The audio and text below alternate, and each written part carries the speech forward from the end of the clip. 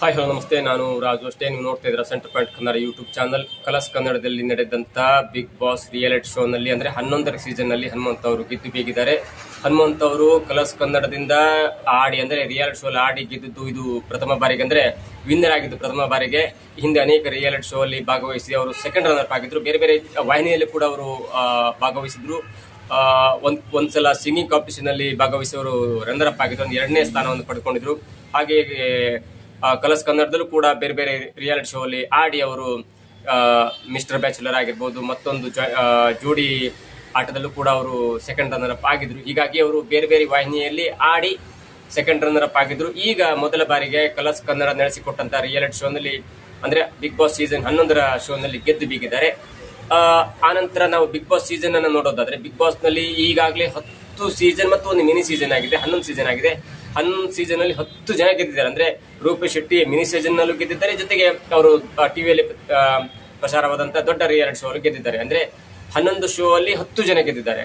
ಈ ಎಲ್ಲ 10 ಜನರನ್ನು ನೋಡೋದಾದ್ರೆ, ಮೊದಲನೇದಾಗಿ ವಿಜಯ್ ರಾಘವೇಂದ್ರ ಗೆಲ್ತಾರೆ, ಸೆಕೆಂಡ್ ಆಗಿ ಅಕುಲ್ ಬಾಲಾಜಿ ಗೆಲ್ತಾರೆ, ಮೂರನೇದಾಗಿ ಶ್ರುತಿ ಗೆಲ್ತಾರೆ, ನಾಲ್ಕನೇದಾಗಿ ಪ್ರಥಮ್ ಗೆಲ್ತಾರೆ. ಆನಂತರ ಶೈನ್ ಶೆಟ್ಟಿ, ಚಂದನ್ ಶೆಟ್ಟಿ, ರೂಪೇಶ್ ಶೆಟ್ಟಿ, ಮಂಜು ಮತ್ತೆ ಶಶಿ, ಹೀಗೆ ಹಲವಾರು ಜನ ಗೆಲ್ತಾರೆ.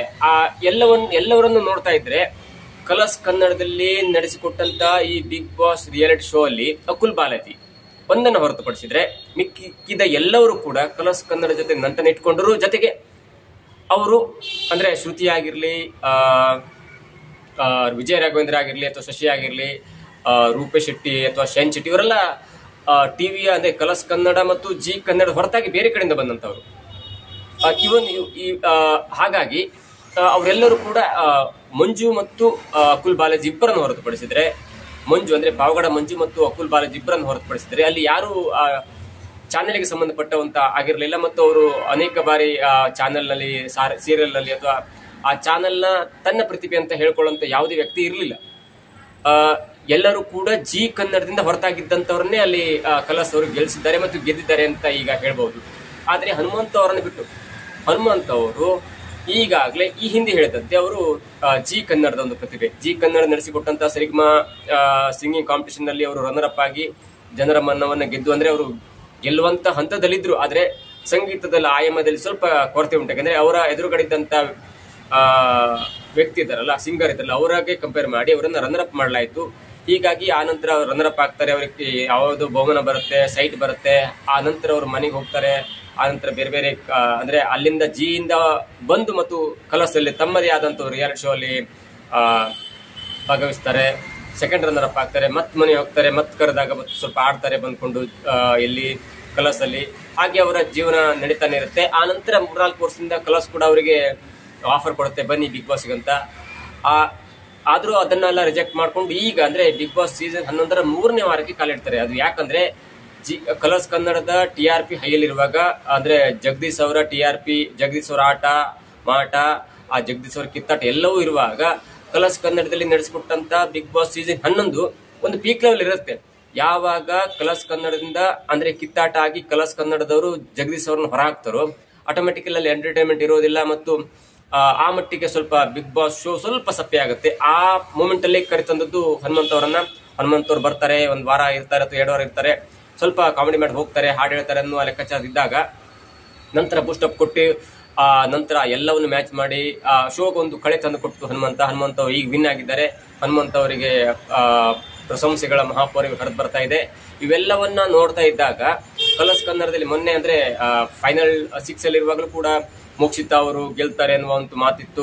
ಆದರೆ ಅವರಿಗೆ ಅವರು ಜಿ ಕನ್ನಡದ ಮೂಲದವರಾಗಿದ್ದರಿಂದ ಅವರಿಗೆ ಎಲ್ಲೋ ಮುಳುವಾಯ್ತು ಅನ್ನುವಂತ ಕೂಡ ಮಾತಿತ್ತು. ಯಾಕಂದ್ರೆ ಜಿ ಕನ್ನಡದವರು ಜಿ ಕನ್ನಡದ ಪ್ರತಿಭೆಗಳು ಆಯ್ಕೆ ಆಗ್ತಾರೆ, ಆದ್ರೆ ಫೈನಲ್ ತನಕ ಹೋಗಿ ಫೈನಲ್ ಗೆಲ್ಲುವಲ್ಲಿ ಎಲ್ಲರೂ ವಿಫಲರಾಗಿದ್ದೆ. ಅಕುಲ್ ಬಾಲಾಜಿ ಅವ್ರು ಜಿ ಮತ್ತು ಕಲರ್ಸ್ ಅಲ್ಲಿ ಎಲ್ಲಿ ಮತ್ತು ಕಸ್ತೂರಿಂದ ಬಂದವರು. ಹಾಗಾಗಿ ಅವರನ್ನ ಒಂದೇ ಚಾನೆಲ್ಗೆ ಬ್ರ್ಯಾಂಡ್ ಮಾಡ್ಲಿಕ್ಕೆ ಆಗುದಿಲ್ಲ. ಮಿಕ್ಕಿದ ಎಲ್ಲರೂ ಕೂಡ ಜಿ ಕನ್ನಡದ ಹೊರತಾಗಿ ಬಂದವರಿಗೆ ಗೆದ್ದಿದ್ರಿಂದ ಈ ಬಾರಿ ಕೂಡ ಮೋಕ್ಷಿತ್ ಅವರು ಗೆಲುವಿಗೆ ಆ ಪಾಯಿಂಟ್ ಕಾರಣವಾಯ್ತಾ ಅಂತ ಅನೇಕರು ಮಾತಾಡ್ತಾ ಇರುವಾಗಲೂ ಕೂಡ ಫೈನಲ್ ಅಲ್ಲಿ ಹನುಮಂತ ಮತ್ತು ತ್ರಿವಿಕ್ರಮ್ ಇರುವಾಗಲೂ ಕೂಡ ಅಂತ ಟಾಕ್ ಇತ್ತು. ಯಾಕಂದ್ರೆ ಹನುಮಂತ್ ಅವರು ಜಿ ಕನ್ನಡದಿಂದ ಬಂದವರು, ಈಗ ಜಿ ಕನ್ನಡದಿಂದ ದೂರವಾದ್ರೂ ಕೂಡ ಅವರು ಜಿ ಕನ್ನಡದಿಂದ ಬಂದವರು. ಕಲರ್ಸ್ ಕನ್ನಡದಲ್ಲಿ ಆಟ ಆಡ್ತಿದ್ರು ಕೂಡ ಅವ್ರು ಜಿ ಕನ್ನಡದ ಪ್ರತಿಭೆ, ಜಿ ಕನ್ನಡದವರು ಅಂದ್ರೆ ಹೊಸ ಪ್ರತಿಭೆಯನ್ನು ಹುಡುಕಿ ಕಾಂಪಿಟೇಷನ್ ಅಲ್ಲಿ ಭಾಗವಹಿಸಿ ಕಾಂಪಿಟೇಷನ್ ಚಾನ್ಸ್ ಕೊಟ್ಟು ಅವರನ್ನ ರನ್ನರ್ ಅಪ್ ಮಾಡಿದ ಖ್ಯಾತಿ ಮತ್ತು ಅವರನ್ನ ಪ್ರತಿಭೆಯನ್ನು ಹುಡುಕಿದಂತ ಖ್ಯಾತಿ ಜಿ ಕನ್ನಡಕ್ಕೆ ಸೇರುತ್ತೆ. ಹಾಗಾಗಿ ಕಲರ್ಸ್ನವರು ಅವರನ್ನ ಗೆಲ್ಲಿಸಲ್ಲ ಅನ್ನುವ ಮಾತಿತ್ತು ಮತ್ತು ತ್ರಿವಿಕ್ರಮನ್ನ ಗೆಲ್ಲಿಸ್ತಾರೆ ಅನ್ನುವಂತ ಟಾಕ್ ಕೂಡ ಇತ್ತು. ಆದ್ರೆ ಎಲ್ಲ ಹಿಂದಿನ ದಾಖಲಾತಿ ಎಲ್ಲ ಹಿಂದಿನ ಹಿನ್ನೆಲೆಯನ್ನ ಬದಿಗೊತ್ತಿ ಕಲರ್ಸ್ ಅವರು ಓಟಿನ ಆಧಾರದ ಮೇಲೆ ಹನುಮಂತ ಅವರನ್ನು ಗೆಲ್ಲಿಸ್ತಾರೆ. ಗೆದ್ದ ಮರುಕ್ಷಣ ಅಂದ್ರೆ ಗೆದ್ದ ತಕ್ಷಣವೇ ಜಿ ಕನ್ನಡದವರು ಒಂದು ಟ್ವೀಟ್ ಅನ್ನು ಮಾಡ್ತಾರೆ, ಅಥವಾ ಜಿ ಕನ್ನಡದವರು ತಮ್ಮ ಫೇಸ್ಬುಕ್ ಪೇಜ್ ನಲ್ಲಿ ಮತ್ತು ತಮ್ಮ ಸಾಮಾಜಿಕ ಜಾಲತಾಣದಲ್ಲಿ ಒಂದು ಪೋಸ್ಟ್ ಅನ್ನು ಹಾಕ್ತಾರೆ. ಹನುಮಂತ ಅವರಿಗೆ, ಬಿಗ್ ಬಾಸ್ ಗೆದ್ದಂತ ಹನುಮಂತ ಅವರಿಗೆ ವಿಶೇಷ ಅಭಿನಂದನೆಗಳು. ಹನುಮಂತ ಯಾವಾಗ್ಲೂ ಅಥವಾ ಹನುಮಂತ ನಾವು ಹುಡುಕಿ ಕೊಟ್ಟಂತ ಪ್ರತಿಭೆ, ಹಾಗಾಗಿ ನಮಗೆ ಹನುಮಂತನ ಪರವಾಗಿ ತುಂಬಾ ಹೆಮ್ಮೆ ಇದೆ ಅಂತ ಒಂದು ಪೋಸ್ಟ್ ಹಾಕ್ತಾರೆ. ಈ ಪೋಸ್ಟ್ ನೋಡ್ತಾ ಇದ್ರೆ ಎಲ್ಲರಿಗೂ ಒಂಥರ ಅಂದ್ರೆ ದಿಗ್ಭ್ರಮೆ ಆಗುತ್ತೆ. ಯಾಕಂದ್ರೆ ಚಾನೆಲ್ಗಳ ನಡುವೆ ಕಿತ್ತಾಟ ಇದೆಯಲ್ಲ, ಅದು ಯಾವ ರಾಜಕಾರಣಿ ಮತ್ತು ಯಾವ ಪಕ್ಷಗಳಿಗಿಂತಲೂ ಕಡಿಮೆ ಇಲ್ಲ. ಒಂದು ಚಾನೆಲ್ ಅಲ್ಲಿ ಮತ್ತೊಂದು ಚಾನೆಲ್ ಹೆಸರು ಹೇಳುವಂಗಿಲ್ಲ, ಮತ್ತೊಂದು ಚಾನೆಲ್ ನಲ್ಲಿ ಬಂದಂತ ವ್ಯಕ್ತಿ ಹೆಸರು ಹೇಳುವಂಗಿಲ್ಲ. ತಾನು ಯಾವುದೇ ಚಾನೆಲ್ ನಲ್ಲಿ ಕೆಲಸ ಮಾಡ್ತಿದ್ರು ಕೂಡ ಹಳೆ ಚಾನೆಲ್ ನಲ್ಲಿ ಈ ಚಾನೆಲ್ ನಲ್ಲಿ ಕೆಲಸ ಮಾಡ್ತಿದ್ದೆ ಅಂತ ಕೂಡ ಹೊಸ ಚಾನೆಲ್ ಹೇಳುವಂಗಿಲ್ಲ. ಅಂತದೊಂದು ಕಿತ್ತಾಟ ಚಾನೆಲ್ ಅಲ್ಲಿ ನಡೀತಾನೆ ಇರುತ್ತೆ. ಅದರಲ್ಲೂ ಎಂಟರ್ಟೈನ್ಮೆಂಟ್ ಚಾನಲ್ ಅಂತ ಬಂದಾಗ ಅದು ಸ್ವಲ್ಪ ಜಾಸ್ತಿನೇ ಇರುತ್ತೆ. ಯಾಕಂದ್ರೆ ಎಂಟರ್ಟೈನ್ಮೆಂಟ್ ಚಾನಲ್ ನಲ್ಲಿ ದೊಡ್ಡ ಇನ್ವೆಸ್ಟ್ಮೆಂಟ್ ಇರುತ್ತೆ, ದೊಡ್ಡ ಹ್ಯೂಜ್ ಅಮೌಂಟ್ ದೊಡ್ಡ ಕಂಪನಿಗಳು ಇನ್ವೆಸ್ಟ್ ಮಾಡ್ತಾ ಇರುತ್ತೆ ಮತ್ತು ದೊಡ್ಡ ಹಣದ ಮಹಾಪೂರ್ವೆ ಹರಿದು ಬರ್ತಾ ಇರುತ್ತೆ ಕಮರ್ಷಿಯಲ್ ನಿಂದಾಗಿ. ಹಾಗಾಗಿ ಜಿ ಕನ್ನಡದವರು ಮೊದಲ ಬಾರಿಗೆ ತನ್ನ ಲಿಮಿಟ್ ಅನ್ನು ಮೀರಿ ಆ ಜಿ ಕನ್ನಡದಲ್ಲಿ ತಮ್ಮ ಪ್ರತಿಭೆಯನ್ನಾಗಿ ಗುರುತಿ ಮಾಡಿಕೊಂಡಂತ, ತಾವು ಗುರುತಿಸಿದಂತ ಹನುಮಂತ ಅವರಿಗೆ ಬಿಗ್ ಬಾಸ್ ಕಲರ್ಸ್ ನಲ್ಲಿ ಗೆದ್ರು ಕೂಡ ತಮ್ಮ ಪ್ರತಿಭೆ ಅಂತ ಜಿ ಕನ್ನಡದವರು ಒಂದು ಮಟ್ಟಿನ ಟಾಂಗನ್ನು ಕೊಡ್ತಾರೆ. ಯಾಕಂದ್ರೆ ತಮ್ಮ ಪ್ರತಿಭೆ ನಾವು ಅಂತವರನ್ನೇ ಹುಡುಕ್ತೇವೆ ಎನ್ನುವ ನಿಟ್ಟಿನಲ್ಲಿ ಅವರು ಒಂದು ಪೋಸ್ಟರ್ ಮಾಡ್ತಾರೆ. ಆ ಪೋಸ್ಟ್ ನಂತರ ಅನೇಕರಲ್ಲಿ ಗೊಂದಲ ಉಂಟಾಗುತ್ತೆ ಮತ್ತು ಮಾಧ್ಯಮದವರು ನಿನ್ನೆ ಪ್ರೆಸ್ ಮೀಟ್ ಅನ್ನ ಕರೆದಾಗ, ಅಂದ್ರೆ ಕಲರ್ಸ್ ಅವರು ಪ್ರೆಸ್ ಮೀಟ್ ಕರೆದಾಗ ಹನುಮಂತ ಇರ್ತಾರೆ, ತ್ರಿವಿಕ್ರಮ್ ಇರ್ತಾರೆ ಮತ್ತು ಸೆಕೆಂಡ್ ರನ್ನರ್ ಅಪ್ ಆದಂತ ರಜತ್ ಕೂಡ ಇರ್ತಾರೆ. ಜೊತೆಗೆ ಶೋ ಅನ್ನು ನಡೆಸಿಕೊಟ್ಟಂತ ಪ್ರಕಾಶ್ ಅವರು ಇರ್ತಾರೆ. 4ವರೆಗೆ ಒಂದು ಕ್ವಶನ್ ಕೇಳ್ತಾರೆ. 4ವರೆಗೆ ಅಂದ್ರೆ ಮೇನ್ಲಿ ಹನುಮಂತ ಅವ್ರಿಗೆ ಕೇಳ್ತಾರೆ ಮಾಧ್ಯಮದವರು. ನೋಡಿ, ಜಿ ಕನ್ನಡದ ಪ್ರತಿಭೆ, ನೀವು ನಿಮ್ಮ ವಿಶೇಷ ಸಾಧನೆಗಾಗಿ ಜಿ ಕನ್ನಡದವರು ನಿಮ್ಗೆ ಒಳ್ಳೆಯ ಅಂದ್ರೆ ಶುಭಾಶಯ ಹೇಳಿದ್ದಾರೆ, ನಿಮ್ಮ ಅಂದ್ರೆ ತಮ್ಮ ಪ್ರತಿಭೆ ಅಂತ ಹೇಳ್ಕೊಂಡಿದ್ದಾರೆ ಅವರು ಅಂತ ಪೋಸ್ಟ್ ಹಾಕಿದ್ದಾರೆ. ಅಂದಾಗ ಹನುಮಂತ ಎಷ್ಟು ಬುದ್ಧಿವಂತನಾಗಿ ಆನ್ಸರ್ ಮಾಡ್ತಾರಂದ್ರೆ, ಜಿ ಕನ್ನಡ ಹೆಸರನ್ನ ಹೇಳೋದಲ್ಲ ಅವರು. ಹೌದಾ, ನಾನು ಫೋನನ್ನು ಮನೇಲಿ ಬಿಟ್ಟು ಬಂದಿದ್ದೇನೆ, ನನಗೆ ಆ ವಿಷಯ ಸ್ನೇಹಿತರನ್ನು ಗೊತ್ತಾಯ್ತು, ನನಗೆ ಖುಷಿ ಆಯ್ತು, ಅವರಿಗೆ ತುಂಬಾ ಧನ್ಯವಾದಗಳು ಅಂತ ಹೇಳ್ತಾ ಅಷ್ಟಕ್ಕೆ ಆ ವಿಷಯವನ್ನು ಮುಗಿಸ್ಬಿಡ್ತಾರೆ. ಅಂದ್ರೆ ಕಲರ್ಸ್ ಅವರು ಜಿ ಹೆಸರು ಹೇಳೋಂಗಿಲ್ಲ, ಜಿ ಅವರು ಕಲರ್ಸ್ ಹೆಸರು ಹೇಳೋಂಗಿಲ್ಲ. ಈ ನಿಟ್ಟಿನಲ್ಲಿ ಯಾವುದೇ ಒಂದು ಚಾನೆಲ್ ಅಂದ್ರೆ ಹನುಮಂತ ಅವರು ಗೆದ್ದು ಬಿಗಿದ್ದು ಕಲರ್ಸ್ ನಲ್ಲಿ ಆದ್ರೂ ಅದು ತಮ್ಮ ಹೆಮ್ಮೆ ಅಂತ ಜಿ ಅವರು ಹೇಳ್ಕೊಳ್ತಾ ಇದ್ದಾರೆ. ಆದರೆ ಕಲರ್ಸ್ ಅವರು ಯಾವುದೇ ಚಾನೆಲ್ ನಲ್ಲಿ ಬಂದಿದ್ರು ಕೂಡ ನಾವು ಅವರನ್ನ ಮುಂದೆ ಅವರನ್ನ ಜನಪ್ರಿಯ ವ್ಯಕ್ತಿಯನ್ನಾಗಿ ಮಾಡಿದೇವೆ ಅಂತ ಕಲರ್ಸ್ ಹೇಳ್ಕೊಳ್ತಾ ಇದೆ. ಈ ನಿಟ್ಟಿನಲ್ಲಿ ಕಲರ್ಸ್ ಮತ್ತು ಜಿ ಕನ್ನಡದ ನಡುವೆ TRP ವಿಷಯದಲ್ಲಾಗ್ಲಿ ಅಥವಾ ಶೋ ವಿಷಯದಲ್ಲಾಗ್ಲಿ ಅಥವಾ ಸಿನಿಮಾ ರೈಟ್ಸ್ ಅನ್ನ ಕೊಂಡ್ಕೊಳ್ಳೋ ವಿಷಯದಲ್ಲಾಗ್ಲಿ ಆ ಎಲ್ಲ ವಿಷಯದಲ್ಲೂ ಕೋಲ್ಡ್ ವಾರ್ ಅಥವಾ ಕಿತ್ತಾಟ ನಡೀತಾನೆ ಇರುತ್ತೆ. ಯಾಕಂದ್ರೆ TRP ವಿಷಯದಲ್ಲಿ ಆ TRP ಯಾರಿಗೆ ಜಾಸ್ತಿ ಹೆಚ್ಚು ಬರುತ್ತಲ್ಲ ಅದು ಅವರ ಕಮರ್ಷಿಯಲ್ ಕೂಡ ಅಂದ್ರೆ ಅವರ ಹಣ ಗಳಿಕೆ ಕೂಡ ಜಾಸ್ತಿ ಆಗುತ್ತೆ. ಆ ನಿಟ್ಟಿನಲ್ಲಿ ಜಿ ಅವರು ಒಂದು ಜಿ ಕಂಪನಿಯಿಂದ ಇನ್ವೆಸ್ಟ್ ಮಾಡಿರ್ತಾರೆ ಮತ್ತು ಕಲರ್ಸ್ನವರು ಜಿಯೋದವರ ಸಂಬಂಧಪಟ್ಟಂತ ಜಿಯೋ ಕಂಪನಿಯಿಂದ ಅವರು ಇನ್ವೆಸ್ಟ್ಮೆಂಟ್ ಅನ್ನ ತಗೊಂಡಿರ್ತಾರೆ. ಹಾಗಾಗಿ ಕಲರ್ಸ್ ಅವರು ಜಿಯೋ ಕಂಪನಿಗೆ ಸೇರಿರ್ತಾರೆ, ಜಿ ಅವರು ಜಿ ಅನ್ನೋ ಒಂದು ದೊಡ್ಡ ಕಂಪನಿಗೆ ಸೇರಿರ್ತಾರೆ. ಆ ಎರಡೂ ಕಂಪನಿ ಕೂಡ ದೊಡ್ಡದಾಗಿರೋದ್ರಿಂದ TRP ವಿಷಯದಲ್ಲಿ ಇಬ್ಬರ ಮಿಡ್ಲು ಕೂಡ ಒಂದು ದೊಡ್ಡ ಕಾಂಪಿಟೇಷನ್ ನಡೀತಾ ಇರ್ತದೆ. ಈ ಹನುಮಂತ ವಿಚಾರದಲ್ಲಿ ಜಿ ಅವರು ಒಂದು ಹಂತವನ್ನು ದಾಟಿ, ಯಾಕಂದ್ರೆ ಜಿ ಅವರ TRP ಈಗ ಟಾಪ್ ನಲ್ಲಿ ಇದೆ. ಅಂದ್ರೆ 3-4 ವರ್ಷದಿಂದ ಅವರು ಕಲರ್ಸ್ ಅನ್ನ ಮೆಟ್ಟಿ ನಿಂತು ತಮ್ಮ TRP ಮತ್ತು ನಂಬರ್ 1 ಸ್ಥಾನದಲ್ಲಿ ಮುಂದುವರೆದಿದ್ದಾರೆ. ತಮ್ಮ ಸ್ಥಾನವನ್ನ ಗಟ್ಟಿಯಾಗಿ ಇಟ್ಟುಕೊಳ್ಳುವುದರ ಮುನ್ನಡಿಯಲ್ಲಿ ಅವರು ಹನುಮಂತ್ ಅವರು ತಮ್ಮ ಪ್ರತಿಭೆ ಅಂತ ಹೇಳಿ, ಯಾಕಂದ್ರೆ ಇಲ್ಲಿ ತನಕ ನಮ್ಮ Indian big boss reality show ಅಲ್ಲಿ ಅಂದ್ರೆ ಬಿಗ್ ಬಾಸ್ ರಿಯಾಲಿಟಿ ಶೋ ಅಲ್ಲಿ ಹನುಮಂತ ಅಂತ ಗೆದ್ದ ವ್ಯಕ್ತಿ ಎಲ್ಲೂ ಇಲ್ಲ.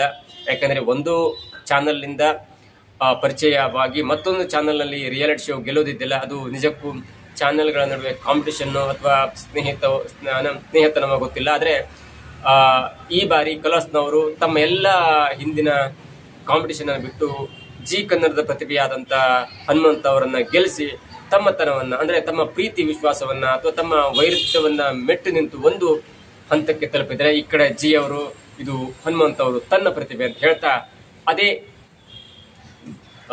ಜಿ ಕನ್ನಡದು ಹನುಮಂತ ತನ್ನ ಪ್ರತಿಭೆ ಅಂತ ಹೇಳುವ ಮುಖಾಂತರ ಮತ್ತೆ ಆ ವೈರುಧ್ಯ, ಆ ವಾಗ್ಯುದ್ಧ ಮತ್ತು ಆ ಕಾಂಪಿಟೇಷನ್ ಇದೆಲ್ಲ ಅದನ್ನ ಹಾಗೆ ಮುಂದುವರಿಸಿಕೊಳ್ಳುವ ನಿಟ್ಟಿನಲ್ಲಿ ಜಿ ಅವರು ಮುಂದಾಗಿದ್ದಾರೆ. ಈ ಕಾಂಪಿಟೇಷನ್, ಈ TRP ಕಾಂಪಿಟೇಷನ್ ಮತ್ತು ಈ ರಿಯಾಲಿಟಿ ಶೋ ಕಾಂಪಿಟೇಷನ್ ಎಲ್ಲಿಗೆ ಹೋಗಿ ನಿಲ್ಲತ್ತೆ ಅಂತ ಕಾದು ನೋಡ್ಬೇಕಾಗಿದೆ. ಇದು ಇವತ್ತಿನ ವಿಶೇಷ. ನೋಡ್ತಾ ಇರಿ centre point Kannada YouTube channel.